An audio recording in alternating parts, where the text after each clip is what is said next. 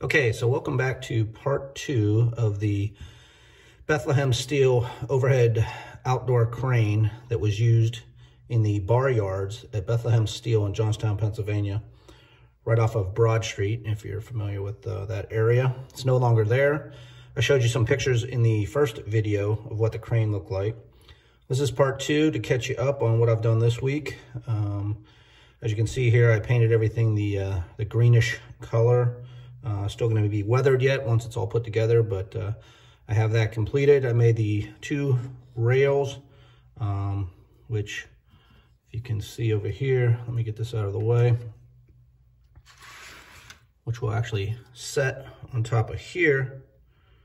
And then the crane will be on this side, traveling back and forth, okay? And I made the 2 rails that go underneath. One lane is outside. There's going to be a chain link fence right here. This was just a overflow lane, I guess you could say. Once the cars are empty, they push them into there. The main track, which comes into the unit, will be here. I've taken several my flat cars and I've cut some styrene, painted it gray to look like the bars that they would store there. So if you can get an eye of that. Basically, I just took square styrene, the same size styrene that I used for the spikes that are in the ground here, the pylons, and they'll be tipped off yellow on the top for caution. Use that same styrene. I'm going to use that as my bars, and I'm going to put that on all the cars that come in, all the flat cars. A couple other little things that I have to do yet. I have to put some lights on top, if you can see this here. This is just a lifelike light. Those will, once this is placed on top, I'm going to place about 4 or 5 of those across. Give you an idea what the lighting would look like. Obviously, it'd be a lot longer than this. I only made my my side trusses 5 long. I think there are probably, oh gosh, looking at some of the pictures, there's probably 10 to 15 of them, but for our purposes here, this is what's gonna work best on my track. Let me get some of this stuff out of the way and I'll give you a better view of what I've done here.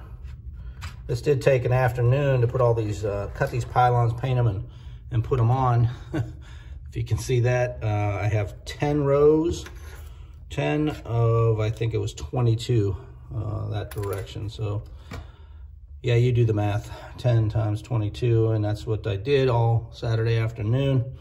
Got the side trusses put on. So this next week, we're gonna work on putting all my glue in here, putting all my, my ballasts in there, painting the tips of these yellow, finishing the ballast on this track. Hopefully the chain link fence that I ordered on eBay will be in by the end of the week. And that will be the last thing that goes on. Again, there's chain link fence that goes all around from here. A piece of the track will come outside, but here it's going to go around the outside and just up here. So this track is actually on the outside of the chain link fence.